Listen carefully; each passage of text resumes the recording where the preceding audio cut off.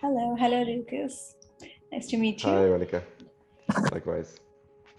Would you like to give a brief introduction of yourself before we start the interview? Sure, yeah, and thanks for hosting this conversation. I'm Lucas Snaije. I'm the Research and Advocacy Manager at BYCS. BYCS is a small global NGO based out of Amsterdam with a small office in Bengaluru, India, that is kind of guided by the belief that bicycles transform cities and cities transform the world.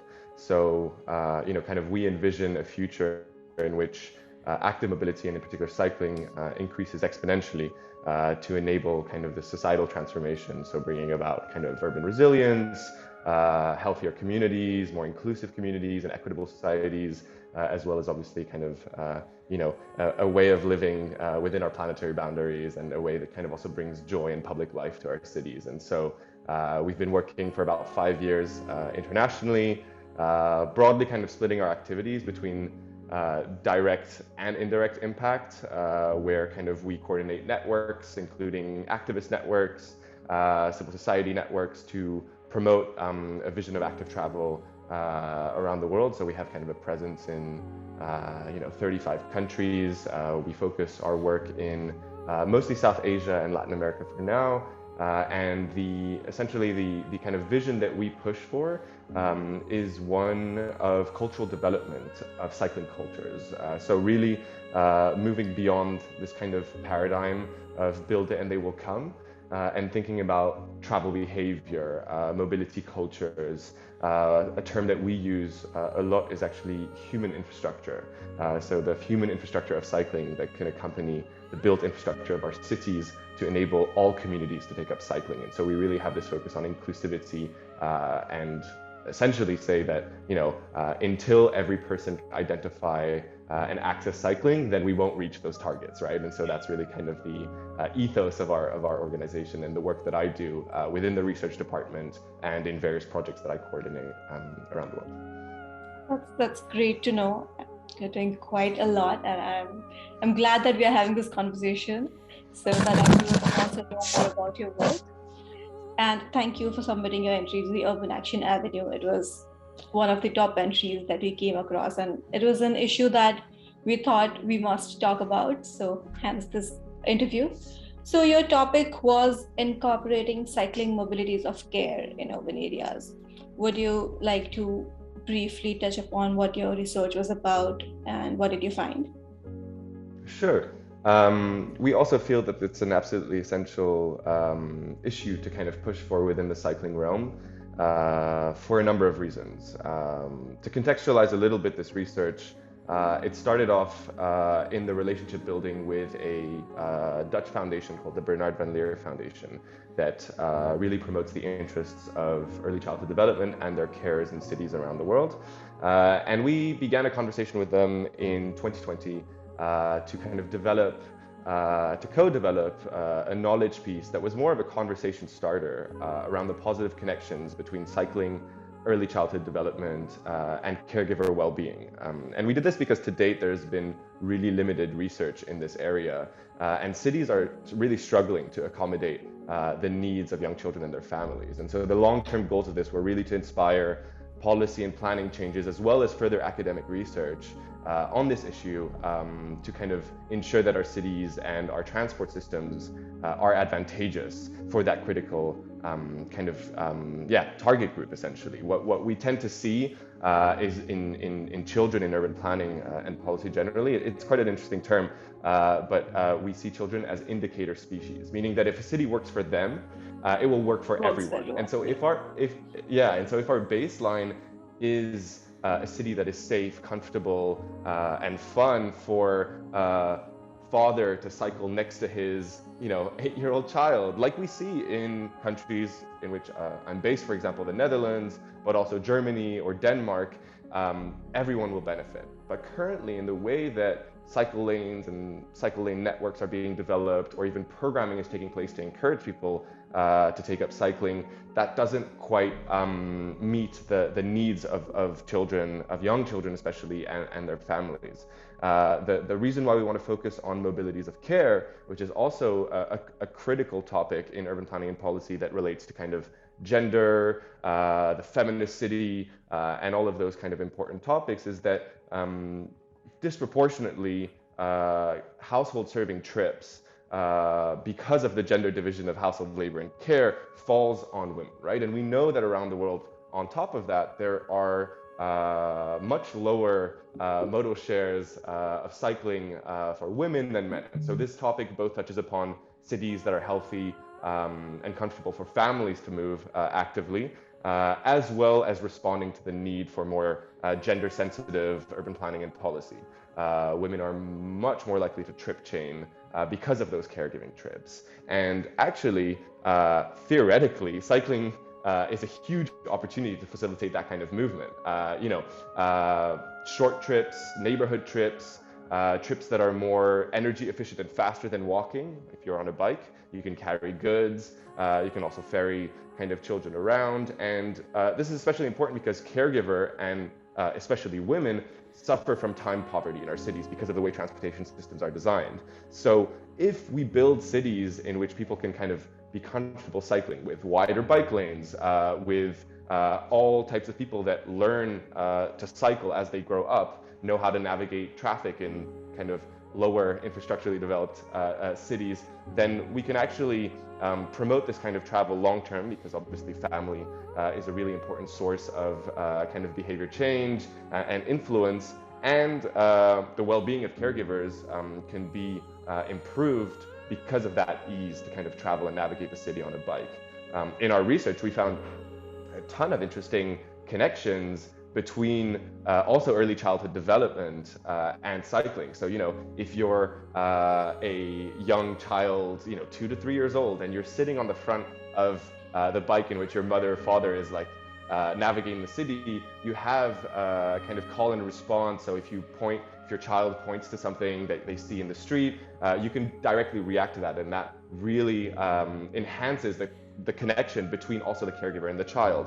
There are studies that show that children that use bikes to go to school, that walk to school, have higher concentration levels, are more prone to continue cycling as they grow up. And so all of these kind of dimensions of the urban well-being of families are connected to cycling, and yet within the activist community, within the policy sphere, within the academic sphere, we're still not talking about this enough, right? In the academic sphere, there are some papers, and I'm sure we'll get to that a bit later in the conversation, that touch upon the challenges of taking up cycling if you are a woman or a caregiver, but not so much that actually go deep on the real experience of caregivers that either already cycle, which they do, and that would maybe want to cycle if they had the opportunity because of programming, such as education courses, cultural development, and better infrastructure. So all of these kind of pieces came together.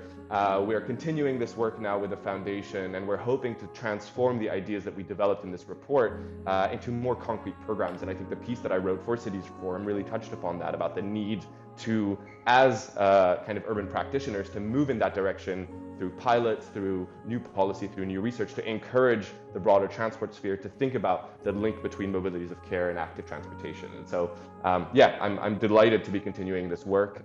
It's personally, very important to me and to the organization I work for. So, I'm glad that it was well received by kind of the Cities Forum community. We are glad too. So for this research, did you focus on a few particular case study cities? So we did. Currently in the research piece we are looking at, in the initial knowledge product that we developed, we had a more desktop research-based literature review and qualitative interview with expert methodology. So we spoke with academics, caregivers from 12 cities around the world. We spoke with quite a few activists in Argentina and in India, but really kind of people from around the world that were working in this sphere.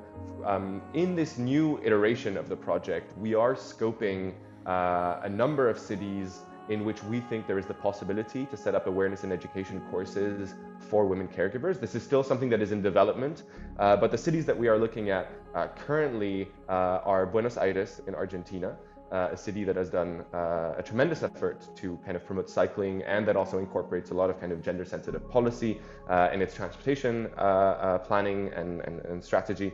We're also looking at Mexico City, It's a city that is obviously also, just like Buenos Aires, massive, but that has done a lot to promote cycling in recent years. And there's a very dynamic civil society kind of community there that promotes cycling.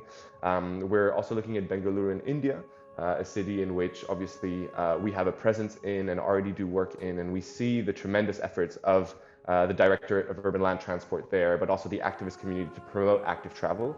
I'll take a moment to say that they've just published a draft bill, which is the first bill of its kind that defines active mobility in India. So a very encouraging city for this, and it also incorporates kind of some kind of gender component in transport. And then we're looking at cities like Addis Ababa in Ethiopia that have also developed a very interesting non-motorized transportation strategy with a number of organizations, as well as Istanbul and Cuenca in Ecuador.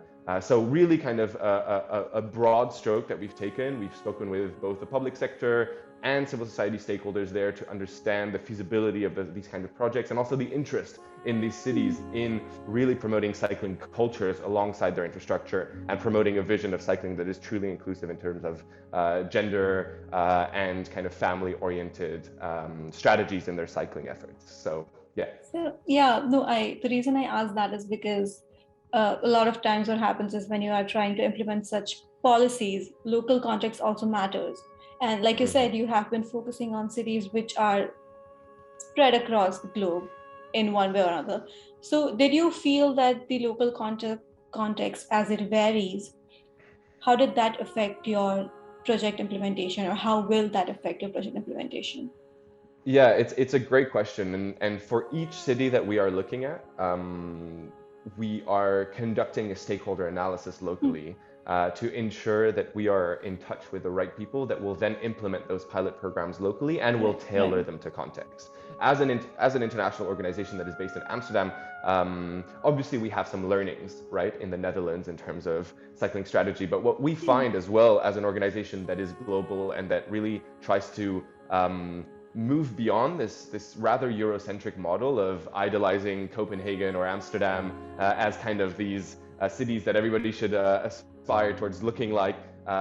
We prefer to kind of think about the process of what happened in the Netherlands, for example, which is political will and strong civil society, and then work with partners locally so that they can develop these initiatives with their own local expertise, own context-specific needs, and we can kind of just support and also create connections. Obviously, those cities, like you say, are very different, I think our interest here is also showing if it can work in Addis Ababa and Bengaluru, and we can generate data about qualitative data mostly about the experience of caregivers cycling, then we can capture these learnings, aggregate them, and then develop policy, new knowledge products for urban leaders in other areas, right? And essentially move towards creating a form of community of practice, which I think is the ideal kind of scenario looking into the future, where stakeholders around the world both recognize and work together to develop knowledge and capacity building on this critical issue, which is, as you know, we build on the momentum of cycling that has been taking place globally since kind of the COVID-19 pandemic in particular. We can ensure that everybody is included in this kind of momentum, right? And I think if we can do that now, then we're setting ourselves up for the future, right? Because there won't need to be kind of some retrofitting of, oh, actually, great that we build all these cycle lanes, but actually, you know, the majority of users are able-bodied white men that travel to the central business district on their bikes and kind of continue excluding people from that. Yeah, that is a debate. Yeah, definitely. So I'm going to backtrack a little, and I'm going to ask you that at the core of your research is cycling mobilities of care. So where did this idea come from? Like, how did you come up with the inspiration that let's focus on this and let's do something about it? Yeah, so there are a number of reasons why we're kind of moving in that direction. Obviously, as we did this first report, we spoke with a lot of experts and developed kind of some guides, some very initial guides to start a conversation around what kind of work needs to be done in this area. What are the first steps that cities can take if they want to move in that direction?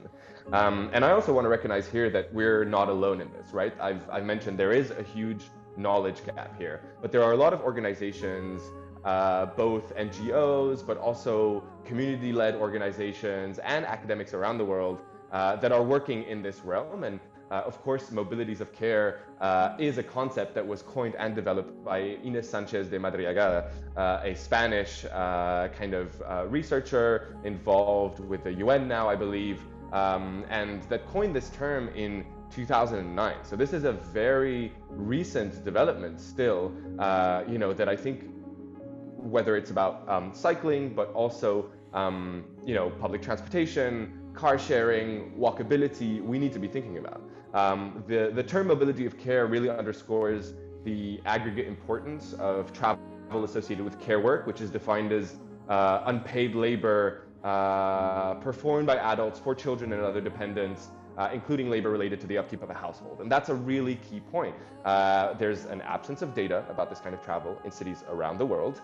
And especially in terms of cycling, that knowledge gap is absolutely massive. Yeah. Like, we think of modal share counts, all of these, but it's a very, very nascent subfield, would I say, within cycling that's very interesting. We published our first knowledge piece in 2020, and that same year, as we conducted kind of literature reviews this year to kind of look at the global field of kind of knowledge that's being developed about this, there were kind of 3 or 4 other papers. I want to notably mention Leah Ravensbergen and Melanie Sursley, who have written pieces, I think, both under the Division of Transport Research at McGill University in Montreal, but also at the University of Toronto in Canada, but also other activists in Argentina like Mariana Salvador in Santa Fe, organizations like the Institute for Transportation Development and Policy in the US that has done tremendous research and just published a report, also in collaboration with the Bernard Van Leer, about access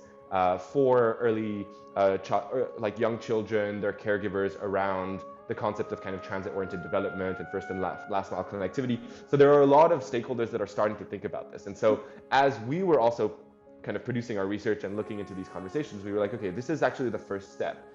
Because actually, if a parent doesn't know how to cycle and has fears of cycling, it's very likely that their children will also not grow up cycling because of those perceived safety barriers that parents feel. So starting with caregivers, also thinking about, like I was mentioning early in the conversation, this question of kind of narrowing the gender gap in cycling uptake, focusing on women caregivers, producing classes, training classes, also to build community within cities between women and influencing their empowerment through cycling, which is kind of, as I was saying, this cheap, reliable, energy efficient mode of transport. And so that's really kind of what set the stage for this forthcoming project that we're hoping to develop in 2022. We're still finalizing the scoping of those cities that we were talking about earlier. And yeah, I think it is an area where there's a lot of potential in the future that kind of touches upon a lot of key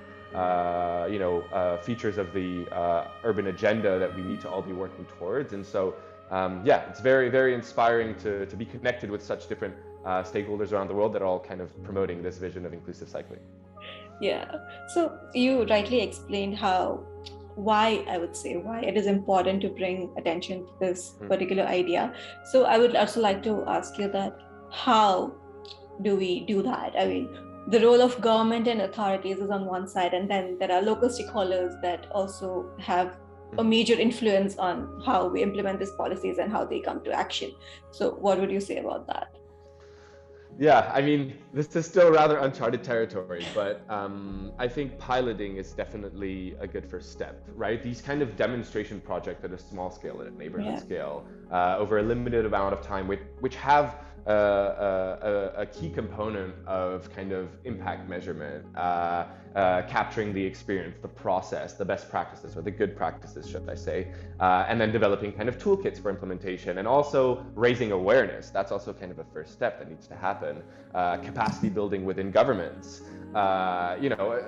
Transport planners do a very good job, but the absence of the social sciences and transportation departments is still tremendous. And I think we need to be moving towards more multidisciplinary teams within transport departments and more participatory efforts. So really working to understand that the local cycling advocacy group in your neighborhood is probably the group of people that holds the most knowledge about what needs to happen in their neighborhood. And maybe they don't have a engineering diploma, maybe they're not architects or urban planners, but they've been probably cycling for decades in their neighborhood, know the community people, know the business people that might be opposed to cycling. And so bringing in those stakeholders together, starting small, producing knowledge around it, and then scaling ideally. And that's where the government really needs to step in. We're a small NGO. We work thanks to the support of philanthropies like the Bernard Venlier Foundation. And that's the first step, right? We're involving governments. We want to kind of show them that this is possible and this is within their interest. But then I think we need strong leadership to kind of carry the banner, right? And really implement that across the city, because they have the resources. Yes, that's actually very important, because it's one thing to just pitch an idea and start something, but then it takes a lot more to keep it going and move ahead. Yeah. So coming to, like you said, the people in the community probably know better about the on-ground situations. They are the users. They can relate more to the experiences of the users. So let's say we do manage to bring this to reality. How would you define the larger impact on the community and the larger impact on our cities as well, as we are trying to achieve the SDGs? We are trying to do better with everything. So yeah, absolutely. I mean, on the conversation of SDGs, I really think just to kind of start off, cycling is one of the modes of transportation that can really enable us to get there. And to be quite frank, we sent a team to COP26 in Glasgow, and the focus on electric vehicles was quite frustrating, really, because I think policymakers, decision makers, planning departments, we have the solution, available to us. The kind of scientific evidence behind it, the kind of understanding of the benefits of cycling for health, for the economy, for sustainability, for resilience, are known, right? And we just need to pivot in our minds, kind of how we see movement through the city. Demonstration projects like the ones that we're trying to achieve, we want to do them for kind of two reasons. First, to have small yet tangible local impact in the various cities that we're hoping to do these pilots. Of course, it will be at a very small scale, but enabling, let's say, a group of 30 women caregivers in Buenos Aires to come together, discuss their experiences in cycling and travel through the city, have access to a bike, learn new skills, and then maybe kind of change their patterns and be empowered by that kind of mode of transportation. That's a plus, right? That's a very, very small group, of course, but that can then, on the flip side, allow us to gain learnings, start filling the knowledge gap and the data gap around this, and can then help governments around the world scale it, right? And so that's really, there's kind of the learning side of it, and then there's a direct impact of it. And we're really hoping to kind of achieve that kind of first step through this project. In terms of cities as a whole, like I was saying earlier, if we can create urban environments that are safe, comfortable, and fun for young children, families, caregivers to cycle in with, like wider bike paths, better public spaces, everyone will benefit, right? Yes. There's an organization in Canada called 880 Cities that I'm sure you maybe know of, that sees kind of like cities that are fit for an 8-year-old and an 80-year-old. I think we can bring that age down. I think we can talk to 5. It doesn't sound as good, but 580 cities, or 590 cities. I think it's just like taking that baseline, right? Supporting through planning and programming the more vulnerable inhabitants of our cities, the people kind of at the margins of society, so that those at the center will of course also benefit, but kind of really stopping with this kind of default urban resident as an able-bodied kind of middle-class man, essentially, which is how our cities and our transportation systems are still being designed. And so really breaking that definition, promoting the most the best tool we have for local trips, which is cycling and walking, and then like making that the norm in our transportation planning in our cities, I think will have a tremendous effect on the quality of life. Because in the end, something that we always say is just like, Definitely. sure, we're a cycling advocacy group, but in the end, cycling is a means to achieve, healthier cities, stronger communities, etc. Actually, so that was going to be my next question. Like you said, that our cities are planned in a certain way, even when we are shifting our focus towards better means. So yeah, the question is that while we are talking about cycling and we know the benefits of it, it is scientifically proven through research, and there is a lot literature on it. But is this acknowledged enough? Is this the need acknowledged enough in our cities and amongst even the residents? Do you think people have the awareness? I mean, we do need to spread awareness, but in terms of planners and professionals, I think it's a major dilemma that people are they focusing enough? Is the work done is good enough? Yeah, I mean, I mean, I love this question because it really falls within kind of the mission of our organization. I think I've been very encouraged by the rapid sweeping changes that have happened in our streetscapes in the past 2 to 3 years, especially. And more broadly, even prior to the pandemic, we're making small steps towards dismantling the system of automobility and kind of thinking about mobility and transportation planning as moving people instead of moving vehicles, right? Definitely. Of course, there still needs to be a lot of work done within transportation departments, within especially also kind of at the national level, legal frameworks, fighting against car lobbies, which still have a lot of influence, and marketing, and all of these kind of cultural factors, which is where Bikes as a nonprofit is trying to position itself. Like, we're not urban planners. Like, of course we have urban planners in our team, but our goal is to strengthen that human infrastructure of cycling by promoting an alternative vision of transportation cultures. It's very complicated. It touches upon skills, attitudes, beliefs, norms, popular culture, all of these kind of very intertwined, complex factors that still, unfortunately, make it so that if you're a child that grows up in Delhi, or you're a child that grows up in New York or Paris, the likeliness that, like, your dream, if you want to kind of project yourself into the future, is to own a car, right? And like, that's a very, very difficult thing to dismantle. Of course it's changing, but there needs to be more attention to awareness building, understanding people's habits and attitudes and skills and ability to access, the cycling. People think, oh, it's so cheap to cycle, but in a lot of communities, people don't have access to cycles. Even in the Netherlands, it's seen as this kind of cycling paradise, but the government is implementing a task force essentially to enable every child to have access to a bike, because in low-income neighborhoods, in more ethnically diverse neighborhoods, that is not the case, right? And so there's a mix between capacity building within government, cultural development from different stakeholders in society, and really working with communities. So doing community engagement, working with children throughout their life cycle to promote the benefits of cycling, and also create transversal partnerships with institutions.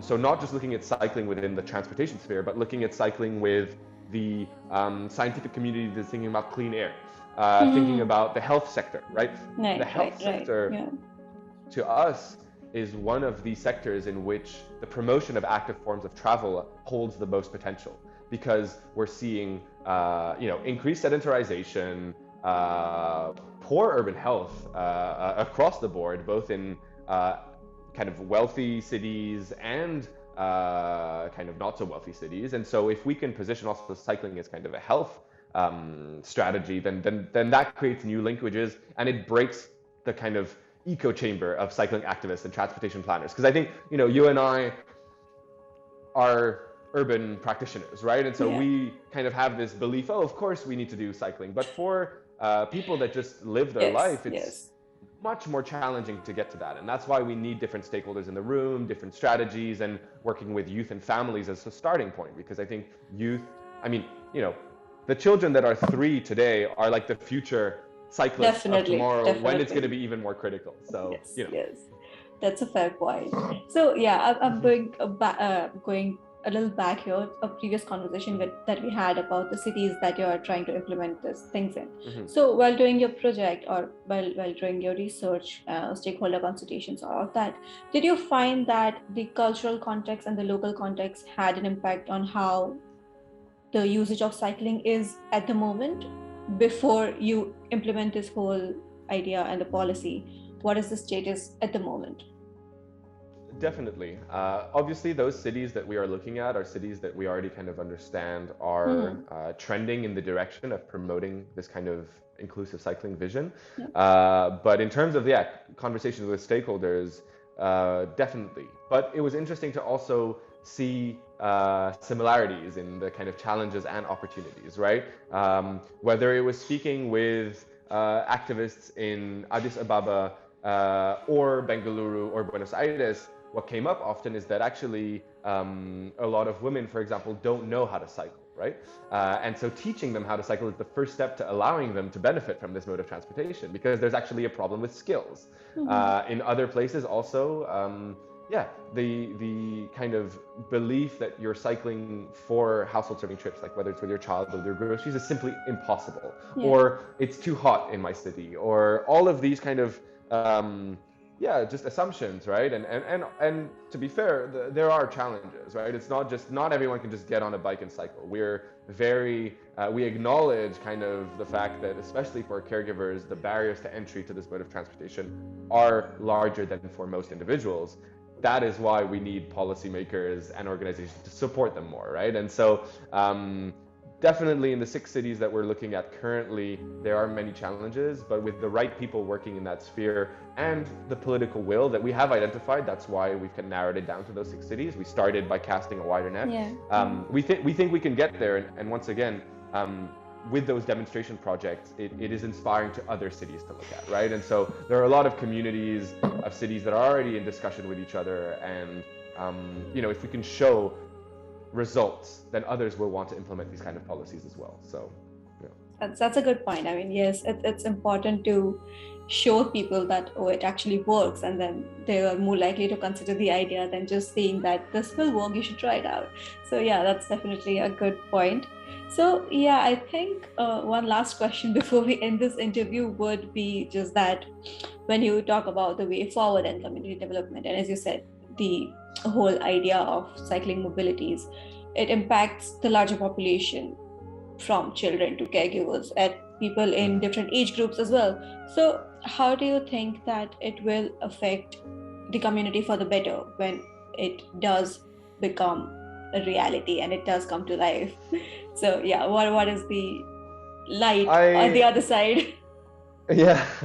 I guess I'll start by maybe kind of reflecting on how our streets have been developed, and how essentially our streets that are sometimes up to 80% of public spaces in our cities have been dominated by vehicles and are actually spaces where people feel unsafe, feel uncomfortable. Changing towards a vision where active travel that is comfortable for families is the norm reinserts a vision of our streets as sources of public joy and community building and safety. And I think that is essential. Of course, this is the long game, right? We're talking about small projects, focusing on cycling for caregivers and their families, but that's ultimately the goal, right? Is to change how cities are perceived and who cities are for. Currently, our cities are not for the majority of people. They are polluted, congested, dangerous, even more so for vulnerable demographics such as children and women. And positioning a vision of inclusive cycling has the potential to support. Of course, it won't just be cycling, right? It's housing policy, it's placemaking, it's all of those other kind of complex factors, different aspects coming together. Definitely, but cycling has a role to play. And I think that's where we want to position ourselves. There is the possibility to kind of make our cities truly people-centric. And I think there are a lot of stakeholders that are interested in doing so. There just needs to be, new communities of practice, more multi-stakeholder conversation, more knowledge building, and also just more participation from communities. We work with people that are really working on the ground, engaging as kind of civic leaders, and that's so important. And we need to recognize also the value of kind of those social movements and the role of social movements and communities in urban change.